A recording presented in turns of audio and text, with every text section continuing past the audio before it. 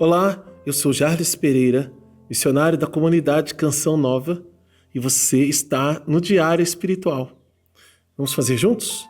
Em nome do Pai, e do Filho, e do Espírito Santo. Amém. Vinde, Espírito Santo, enchei os corações dos vossos fiéis e acendei neles o fogo do vosso amor. Enviai o vosso Espírito e tudo será criado e renovareis a face da terra. Oremos. Ó Deus, que instruíste os corações dos vossos fiéis, com a luz do Espírito Santo, fazei que apreciemos retamente todas as coisas, segundo o mesmo Espírito, e gozemos sempre da sua consolação, por Cristo Senhor nosso. Amém. Evangelho de São Mateus, capítulo 9, versículo 9. Indo adiante, viu Jesus um homem chamado Mateus, sentado na coletoria de impostos, e disse-lhe: segue-me. Este, levantando-se, o seguiu. Palavra da salvação. Glória a vós, Senhor. Só isso? Só isso. A força do chamado. A força do chamado de Jesus. Neste versículo bíblico, em que o evangelista São Mateus fala de si mesmo, Mateus, nome romano, né? E Levi, o nome hebraico dele, chamado de Levi, mas é Mateus, que nós conhecemos aqui.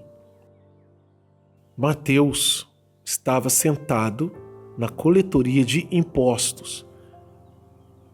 Era um homem odiado. Era como um fiscal cobrador. Mas era pior que o fiscal.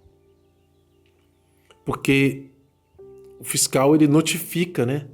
Mas ele não faz exatamente a cobrança dos valores. Mateus fazia a cobrança dos valores e tinha ao seu lado o fiscal, o soldado, para garantir o pagamento.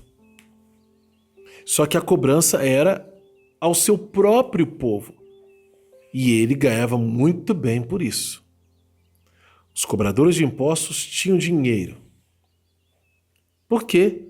Porque, em sua maioria, não só tinham o salário para cobrar os impostos, mas cobrava juros, cobrava de um ou de outro a mais.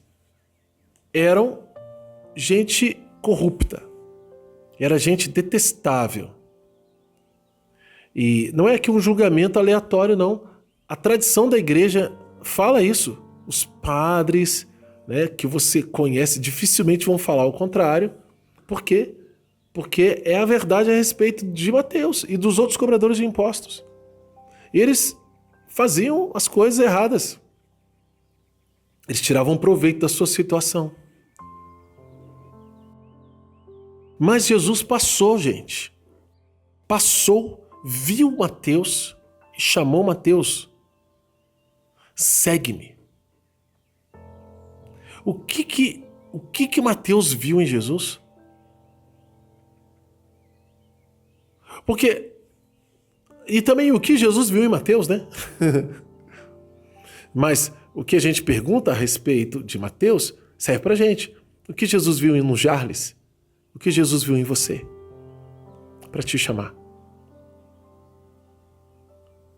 No Evangelho, né, quando ele escolhe os 12, e eu não sei se aqui tá, no Evangelho de São Mateus está igual, né? Ele escolhe quem ele quer. Né? No Evangelho aqui de São Mateus, não é assim, mas provavelmente no São Lucas ou no de São Marcos está dizendo que ele, depois que desce da montanha, que ele reza, depois ele escolhe quem ele quer. Ele escolheu os que ele quis. Deus escolheu por quê? Porque ele quis. Escolheu porque ele quis. Nós já sabemos que Deus ama a cada um de nós. Jesus mesmo falou: Deus amou tanto o mundo que enviou o seu Filho, único, para que todo que nele crê não pereça, mas tenha vida eterna. Deus ama. Deus é amor. Mas Deus também escolhe. E por que Deus escolheu? Porque Ele quis. Por que Deus escolheu Mateus? Mateus era um ladrão, um corrupto. Mateus, ele sentava na coletoria de impostos e colhia os impostos dos outros. Como é que ele ficava rico, então, se ele tinha só o salário dele? É porque quando alguém estava devendo, ele provavelmente pagava no lugar da pessoa o imposto, mas no próximo mês você vai ter que me dar mais, senão você vai preso. E ainda vou tirar tal coisa sua para recolher para mim pelo dinheiro que eu te paguei. Então, ele tinha uns juros. Se tinha alguém que de repente insultava ele, não gostava dele e cobrava mais.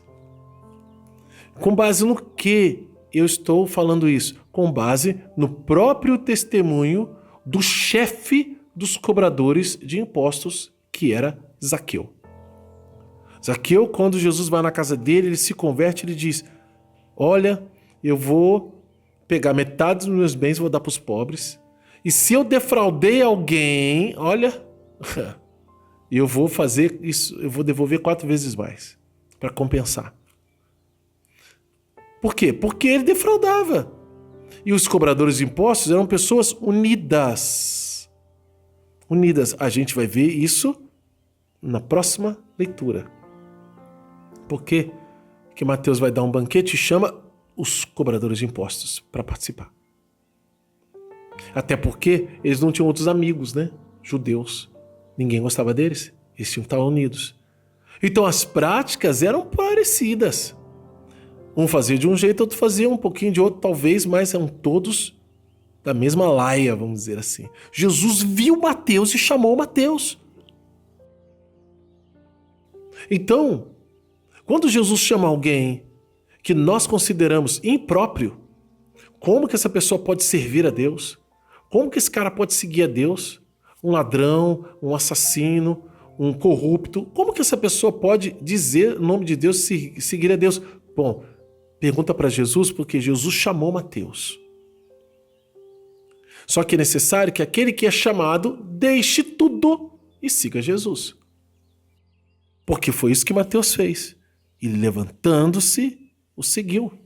Deixou a coletoria de impostos e foi embora atrás de Jesus. Quando Jesus viu você e chamou o seu nome, o que você estava fazendo? Você levantou para seguir Jesus? Ou você ficou parado, pensando, será que é comigo? Eu estou agora fazendo desta palavra a palavra de Deus para você, e ela é. Jesus está dizendo para você, segue-me. Segue-me. E não é um segue-me, eu sou discípulo de Jesus assim, vou na igreja, vou na missa, domingo, como todo batizado. O batizado é o batizado. Agora, aquele que Jesus chama a seguir é discípulo. E é um discípulo chamado a uma vida de santidade. Há uma vocação específica. Jesus está dizendo para você, segue-me. Ah, Jairus, eu não estou sentindo assim, isso não, esse segue-me que é para mim não. Então não é com você. Mas esse segue-me tem endereço certo. Você pode me procurar depois. Pode falar comigo ou aqui nos comentários, ou entrar aqui na descrição do vídeo. Tem um grupo onde você vai se inscrever, né, no WhatsApp e vai ter meu contato. Você vai poder falar comigo sobre esse chamado de Deus para você. O fato é que um homem que estava no pecado, um homem que estava agindo naquele momento no pecado, foi chamado por Deus e a sua vida mudou totalmente. Como pode um cobrador de impostos, cara corrupto, roubando dinheiro dos outros, se enriquecendo à custa do seu próprio povo, como que pode esse cara seguir Jesus, gente? Pois é, nós estamos lendo o evangelho que ele escreveu. Então não coloque limites na conversão de ninguém. Ah, isso aqui é impossível. Será? Paulo se converteu? Ele perseguia a igreja? Na internet está cheio de testemunho aí de isso ou aquilo, que agora é católico, fervoroso. Então não coloque limites na ação de Deus, não. Ele tem seus caminhos para converter quem ele quer. É claro que nessa conversão, nesse processo todo, tem a resposta da pessoa. Se a pessoa não quiser mesmo, ela não vai vir. Mas se ela, ouvindo essa voz e cruzando o olhar com Jesus, como foi o caso de Mateus, e ela responder sim, a vida vai mudar para sempre. Para sempre. Qual é a resposta que você vai dar para Jesus? Ele está chamando. Na verdade é uma ordem. Versículo 9 terem que é a ordem de Deus. Segue-me. Nem vou falar assim, vamos anotar no nosso diário, porque é isso aqui, ó. É um versículo. E esse versículo é uma ordem de Deus.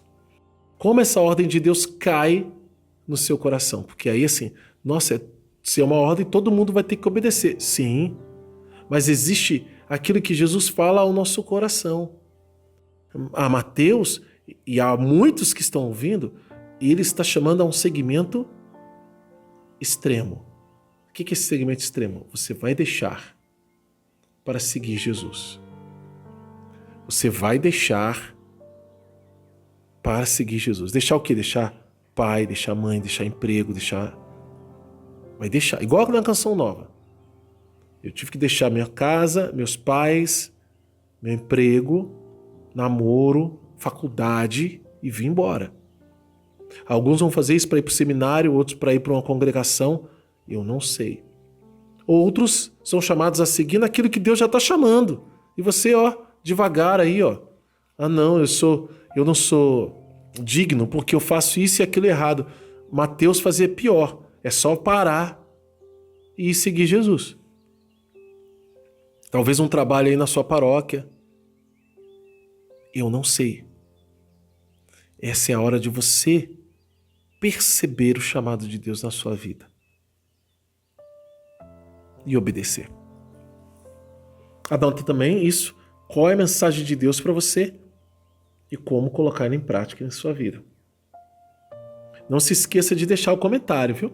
Ele é muito importante para a nossa fé, para a fé uns dos outros. A gente cresce na fé com os comentários. A gente se alimenta dos bons comentários. Claro, bons comentários, né? Não vamos desrespeitar ninguém, nem comentar nada que seja reprovável. Os bons comentários, né? Aquilo que for reprovável, né? For um insulto, assim, nós não vamos deixar ficar. Graças a Deus, isso não acontece aqui no canal, né? Nunca aconteceu de fato. Sempre foram comentários muito respeitosos. Mas para lá desse respeito é ser um canal de bênção. Porque o testemunho é algo que é muito próprio de uma pessoa. E saber o que Deus está fazendo na vida do outro de bom é maravilhoso. Se inscreva no canal, se você é novo aqui, acione o sino da notificação, deixe o seu like, porque o seu like evangeliza. Vamos juntos, com a graça de Deus, fazer a Bíblia inteira. Método A Bíblia no meu dia a dia de Monsenhor Jonas Habib, você é convidado a fazer essa experiência com a gente. Aqui na descrição do vídeo tem um passo a passo, tudo que você precisa saber para fazer muito bem o seu estudo da palavra. Que Deus abençoe você. Ó Maria, concebida sem pecado, rogai por nós que recorremos a vós.